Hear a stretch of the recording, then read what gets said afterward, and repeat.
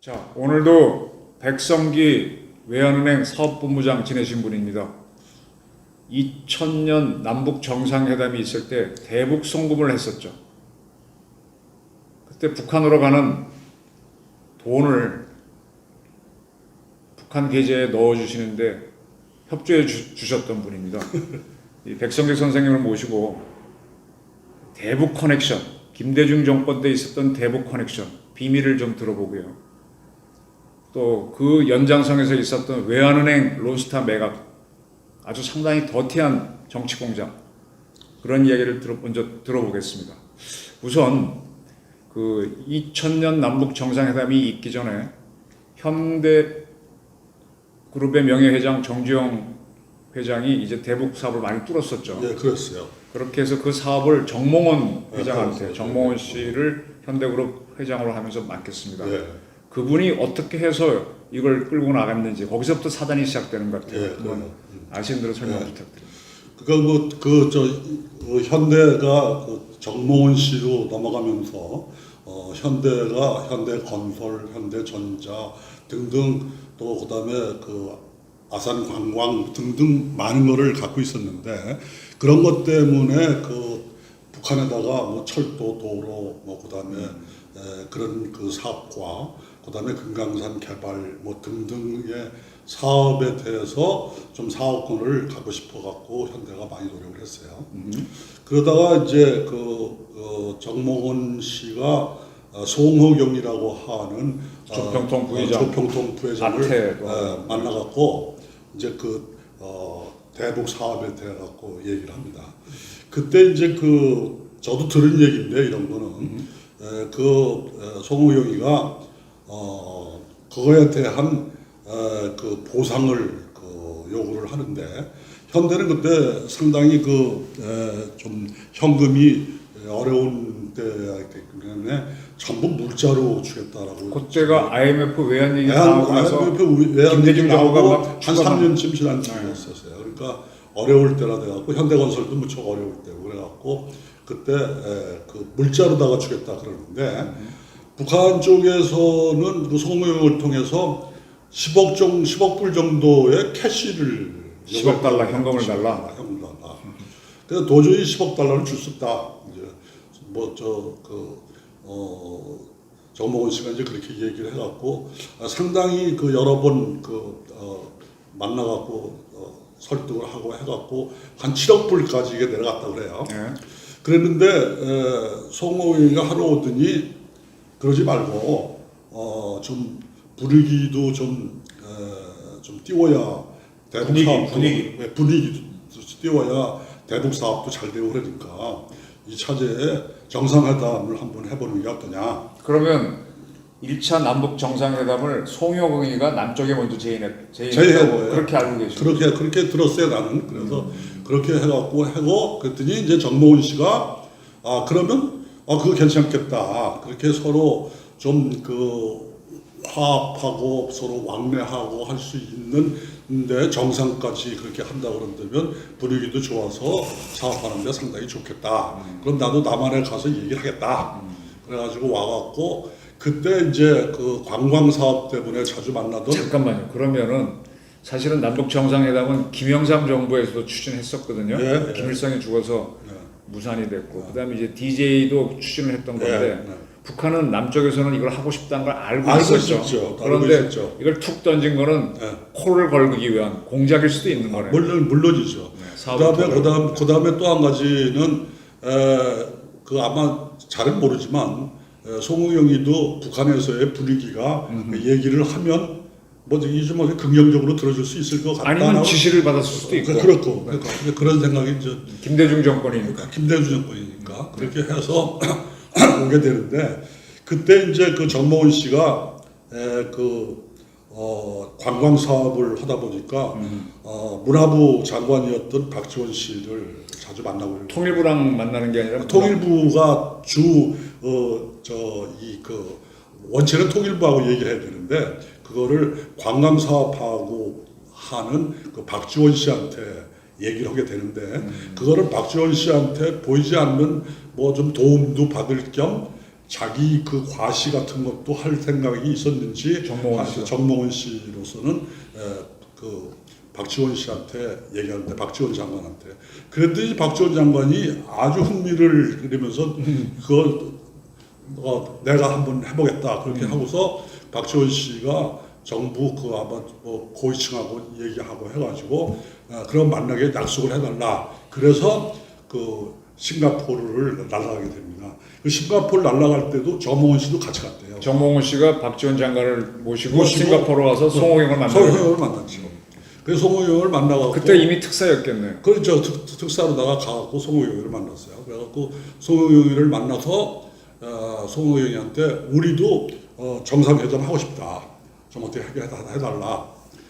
그랬더니 송호영이가 정상회담을 하는데 북한이 어려우니까 좀 보조를 좀 해서 좀 지원을 해달라. 이제 그렇게 얘기를 하면서 그 10억 불 얘기를 계속했다는 거예요. 근데 그 다음에 북경에서 만나고 그 다음에 몇 번 만나면서 네. 금액이 자꾸 줄어들고 해갖고 북경에서는 캠핑스키 호텔이 유명해졌죠. 그때. 뭐 저도 취재한 게 뭐 하여튼 그래갖고 만나서 싱가포르는 샹그릴라 호텔. 만나갖고 그것이 이제 그 줄어들어갖고 그게 5억 불이 됐다는 거야. 5억 불이요? 네. 5억 불로 줄어들고 4억 불이 아니고 5억 불. 5억 불. 그러니까 그 4억 불은 현대에서 내고 1억 불은 정부에서 내고 그렇게 해갖고 5억 불을 하기로 했다는 거예요. 5억 불이었다. 그런데 이제 그때 그 정몽원 씨가 IMF 터진 지도 얼마 안 되고 현대건설도 어렵고 그래갖고 현대전자도 어렵고 그래가지고 현금 동원하기가 어렵다. 그렇게 아마 국정원에 가서 고충을 얘기했는데 왜 국정원에 가서 얘기하는? 이제 국정원에 가면은 도와줄 길이 뭐가 있었을 거다라고 생각을 했는 것 같아요. 대통령 친위 기구니까.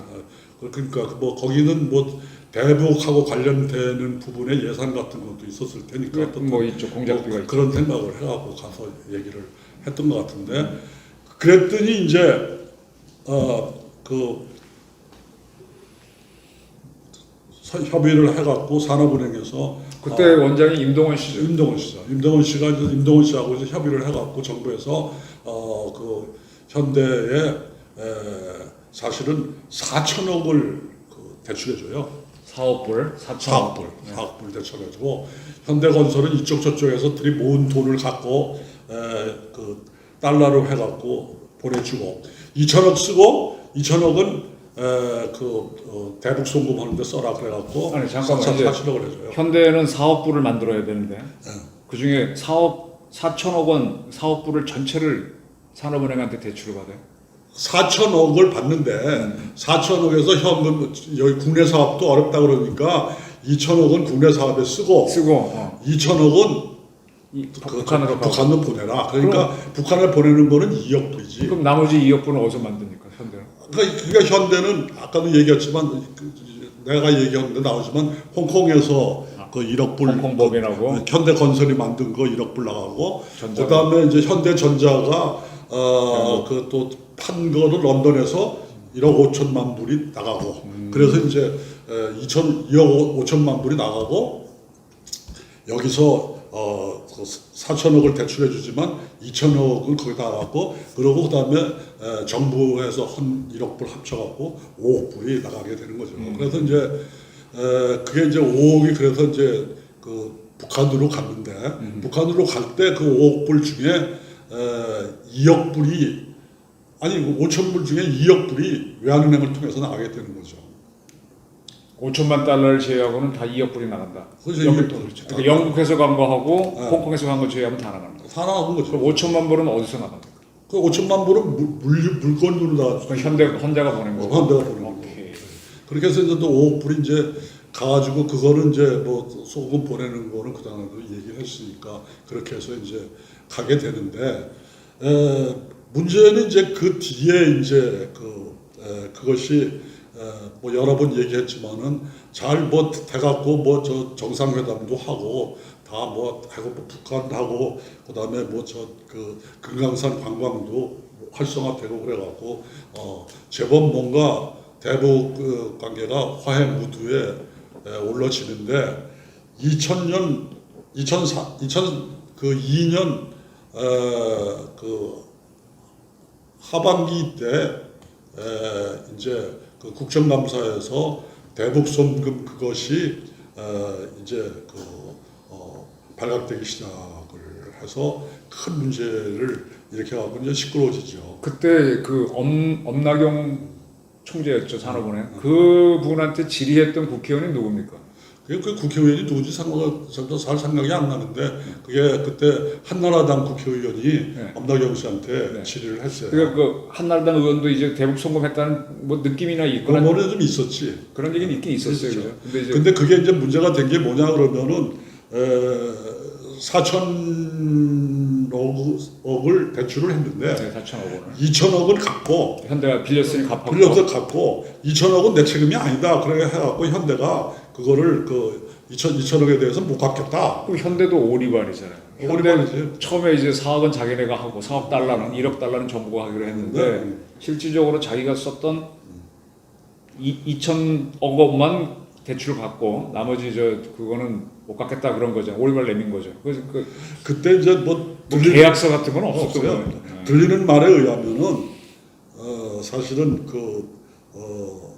대북 송금을 하고 난 뒤에 현대의 그 정권에서 상당히 많은 보상책을 얘기를 해갖고 그거에 대한 보상을 다 할 수 있을 만큼의 그 사업권을 주겠다라고 얘기를 했다는 거예요. 아하. 근데 그게 이행되지 않아갖고 정몽원 씨가 계속 쉽게 얘기하면 이 정권에다가 자꾸 체거를 하고 있었대요. 아, 그래 이해가 되네. 그러면 현대그룹은 네. 그 정주영 회장이 선거에 나갔었잖아요. 네. 특히 이제 김영삼 대통령이 당선될 때 나가가지고 그때 복국집 사건도 일으키고 하면서 이제 김영삼 씨가 까딱하면 김대중한테 질 뻔했잖아요. 그래서 김영삼 정권 내내 한 번도 현대는 정책 자금 못 받았거든요. 그 불만이 굉장히 많았죠. 많았어요. 그래서 DJ한테 묻고 대북 사업에 올인한 것도 있죠. 그러니까 정몽원 씨 입장에서는 아버지한테 사업을 이었으니 DJ 정권 나한테 내놔라 이렇게 할 수가 있겠네요. 그러니까 그렇게 해야 되는데 그때 2000년 말에 어려웠었으니까 현대가 어려우니까 더군다나 내놔라. 그러니까 내놓으라고 얘기를 했죠. 그때 참 어려워갖고 현대 건설이 넘어가니 뭐니 시끄럽습니다. 예. 시끄러웠어요. 그때가 이제 그때예요. 그러면 DJ 정권 실세들은 약속을 못 지킨 것도 있죠. 못 지킨 거죠. 신사협정을 안 지킨 못 지킨 거죠. 거죠. 그러면서 더구나 전에도 얘기했지만은 그거를 그런저런 뒷일을 하기 위해 갖고 돈이 필요하다 그래갖고 박지원 씨한테 150억이나 줘줬는데 현대에서. 그럼 그 부분을 현대에서 이익치 이제 이익자 현대증권 사장. 예 아주 아주 그냥 정주영 회장의 오른팔이었는데 그분이 그걸 줘서 이제 일종의 사업비로 준 거죠. 활동비를 준 거죠. 활동비를 준 거죠. 네, 그걸 해라. 그러니까 그거는 이제 재판에서 증거가 나왔고. 그 증거가 나왔지. 그래갖고 그거를 120억을 쓰고서 120억이 남았다 그래가지고 사실은 대법원에 가갖고 그 부분에 대해서 그 무죄를 때려가지고 박지원이가 나오게 됩니다. 나중에 150억을 받았는데 120억은 돌려줬다라고 그랬어요. 그러고서 30억만 쓴 거는 뭐 내역이 있어가지고 뭐가 내줬다 뭐 이런 얘기가 나오는데 봐준 거야. 어떻든 간에 그 봐준 거지. 그때는 다 끝난 뒤니까 그렇게 했는데 그게 이제 다 지금 내가 얘기하려고 하는 건 뭐냐 그때 그것이 다 외환은행 매각하고 다 연결된다는 거예요. 오케이. 그러면요 박지원이라는 사람이 문화부 장관을 하다가 갑자기 대북 특사가 돼서 남북 정상회담을 하게 하고 현장에서는 우리의 소원 노래를 부르고 김대중이 앞에서 노래를 부르고 분위기 띄우고 원래 이 양반이 술 잘하고 좀 그런 게 있잖아요. 그러면서 실세로 떠오르는데 그 전에 또 비서실장으로 가게 되죠. 비서실장으로 가게 되죠. 그러면서 이제 DJ 최측근이 되는데 확실히 박지원이는 그때 한 번 올린 거네요. 뭐 올렸지. 그 실세 중에서 송호경을 딱 잡는 거예요. 실세에다가 솔직한 얘기로 그 DJ를 갖다가 뭐 평화상까지 그것까지도 받게 하고 뭐 하고 하니까 정말 뭐 날아가는 새도 떨어질 정도의 대단한 사람이. 자, 그런 박지원 씨를 감옥에 보내게 되는 건 노무현 정권에서 대북 송금하면서 나오잖아요. 그러면 그때 노무현 정부에서 민정을 했던 사람이 문재인 아닙니까? 그렇죠. 그럼 문재인 대통령이 문재인 대통령을 굉장히 박지원 씨는 싫어해갖고 아이 뭐 내가 생각에는 그 몇 년 전만 해도 문모닝이었잖아요. 아침에 방송만 하면 무조건 문재인 욕했는데 이 양반을 국정원장으로 시킨 문재인 대통령은 왜 그랬을까요? 뭔가 이해관계가 아니면은 사실은 감정의 저류는 절대로 용납할 수 없는 사람. 둘 다 용납 못해요.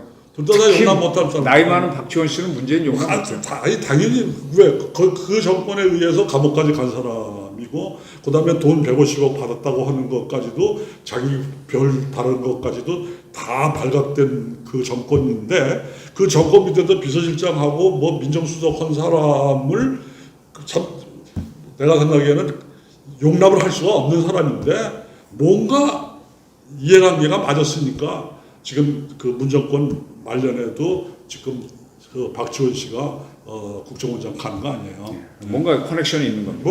뭔가 있는 거지. 필요가 있는 거지 필요가.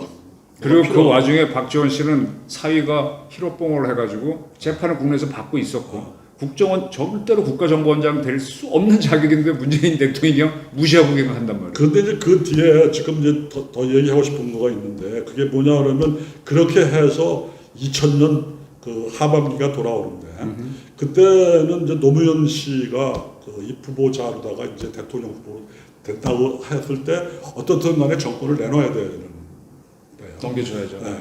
그때 이제 이 대북 송금 문제까지도 나오고 그러니까 그게 다 외환은행 매각하고 다 관련이 있게 마련입니다. 자, 오늘은요, 요까지 일단 하신 다음에, 그 다음 얘기는 다음 편에서 좀 하도록 하겠습니다. 네, 그래요. 네, 감사합니다.